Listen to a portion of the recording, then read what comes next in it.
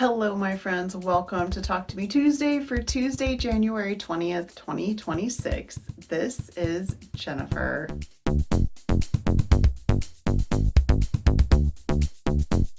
Welcome back to my sewing room, guys. Thank you for your comments for last week. That was really fun. I shared some different things, and that was it was enjoyable just to get your feedback on some of that. First up today, we're going to talk about what's on the wall. A few times over the last couple of months, I have mentioned that I had cut out a pattern to make at a friend's house. And that was back in October, I think I cut this out. And it's been sitting there and sitting there. And we still have not made plans to sew together. So I decided I was going to go ahead and piece this one. This is Luv Ya from Running Doe Quilts. It was slightly surreal piecing this top because I cut this out so many months ago. It almost felt like I was using a kit that someone else had made. I had very little memory of any of the fabrics I chose or anything like that. So I do know this because I remember this much of my thought process.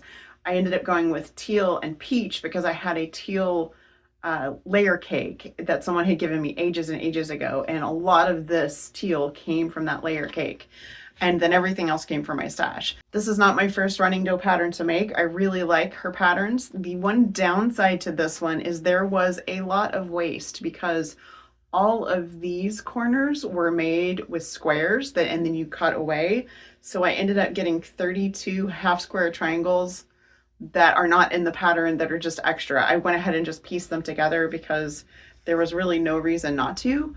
I haven't squared these up yet, but they're gonna be approximately 4 inches when they're squared up. And if I can figure it out, I will add them to this quilt top just because they're already the right colors. I don't know who this will be for or when I will quilt it or anything like that, but I figured it would be fun to finish this up just because it's been sitting for so long. And then if my friend and I get the opportunity to sew together, I will come up with a new project. While we're talking about hearts, I want to show you a little repair I did last week. I had purchased this linen shirt from a thrift store. I think I got it probably 2 months ago because it had a stain on the front that I'm not even going to speculate what it was. It was kind of gross. I spent ages trying to get it out. I didn't notice it when I first purchased it because it was quite small, but it was right front and center. So someone dropped something on their belly, basically. I got it very pale, and then eventually I just gave up because I was like, I'm going to start damaging the fabric if I keep working on it. And then I brought this shirt in my room and I had it laying over a sewing machine when I was touching up paint, and I dripped paint on it. So then it had 2 spots that needed to be repaired, and I decided the best way to deal with that was to just embroider over them. So I pulled out my embroidery machine, which is way easier to access now that I've rearranged my space. And I did just a few little hearts. This one was over the paint spot. This one was over the other stain, and if you look really closely, you can see there's still a little bit of discoloration, but in general, I'm very happy. You don't notice it at all when I have it on. And then I added one to the collar just for fun. So 3 little tone-on-tone matching hearts. This was just something I already had. It was quick and easy, and now I can wear that shirt that's just been languishing, waiting for me to figure out that spot. Based on some comments last week, I am going to spend a minute talking about my nail journey. So that's me working on my nails, learning to do manicures and stuff for myself.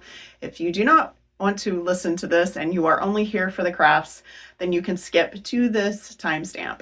Thank you guys for your comments last week. I had a couple people suggest that I do tutorials, and while I am greatly flattered by that, I'm not going to be doing that because there are so many wonderful tutorials out there already by people who know way more than I do. I will be happy to show you what I'm up to, but I am not going to be recording tutorials. If you see tutorials coming out of me anytime soon, it's going to be something sewing or craft related because that is definitely my area of expertise.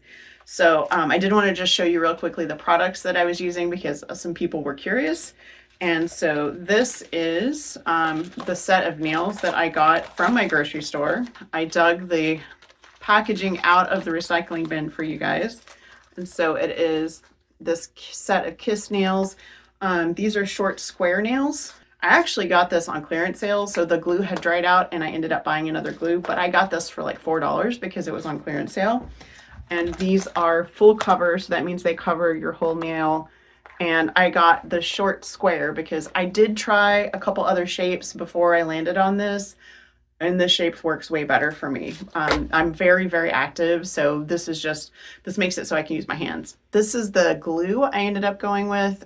This is also just from the grocery store. This is Kiss PowerFlex. There were some kind of wild reviews for this. Some people said it worked, some said they didn't, and I watched a bunch of tutorials before I tried it, and most people said to put it on the nail and on your fingernail, and that's what I did. And this is the second week of these, so I'm gonna say it's working okay. I haven't lost any. I don't have any loose ones or anything like that. So yeah, I've had no problem with that. To remove my nails, I've either done the soak off method, which there will be some videos linked in a playlist that I made for you guys that are videos that I've watched as I'm learning. I did also try the glue off, and this works quite well. I didn't have any problems with it, but it goes really fast. Like, I think this is half empty and I've only used it once. So I will probably go back, even though it takes longer. I'll probably use the soak off method because it's literally water and oil and soap, and you don't need anything extra. You don't have to buy anything else. All it takes is patience. So if you're short on time, it might be nice to have this as a backup. This is the only thing that I'm showing you today. I did not buy it at the grocery store. I actually ordered this from Holo Taco, and this is Holo Taco's Sticky Base. And holy cow, I wish we'd had this stuff in the 80s. This stuff, it's amazing. I mean, it may have existed, I don't know. We didn't have a lot of options where I lived, and there was no internet ordering. So I just pretty much was all wet and wild, whatever I could get locally. So I had never heard of this until I started looking into my nail journey. And this is a base coat it's basically a primer, very sticky. And when you paint it, like I painted these guys a week and a half ago, and I've had no loss whatsoever. I think it's amazing. So I'm just painting on top of these grocery store nails, and then using this base, using whatever nail polish I want to use. And then I bought an Essie top coat. This is the gel setter top coat, which I really like. It's kind of thick and it's very shiny. And I bought it at my grocery store. So like I said, everything came from my grocery store except for the Holo Taco. And I will put some links in the description for you guys just so that you can find these if you want them. Again, I am an absolute beginner. I have very little, actually I have no expertise. I have no expertise whatsoever. All of my information is literally from the 1980s. So I am learning, and I will put a playlist in the description for you guys. I also recorded a little video for you guys over the weekend that I'm going to insert here. Hi guys, it's me on Saturday. I have a couple things I wanted to show you because I'm giving them away tomorrow. So back in November, my eldest moved into a new apartment, and at the time we were talking about sort of kitchen stuff and organization and my love of dust covers, because I like not cleaning dust off of stuff, especially machines and things in my kitchen and whatnot. And I had made them a KitchenAid cover right after I made mine, I think in 2023. And I had never made one for the Instant Pot that I gave them when they got their first apartment after college. So I offered to do that because I have an Instant Pot cover in my kitchen. And I love it because it means I don't ever have to clean the dust off of the Instant Pot or crumbs or anything else that might just be floating around in the kitchen. Before I use it, I just take the dust cover off and it's ready to go. So I pulled out the bag of fabric that I had been saving for things like this, that was the same fabric that I had used for this KitchenAid cover. And I made this Instant Pot cover. I love this rainbow kitty fabric. I was starting to run out, so I did piece it a little bit so that it would have some purple on there as well. I used a purple on the KitchenAid cover, that way they sort of go together. They are not very matchy, so I knew as long as I had the kitties in a bright color, they would be fine with that. The inside is actually blue, and you can see I stitched it and then I serged the seams.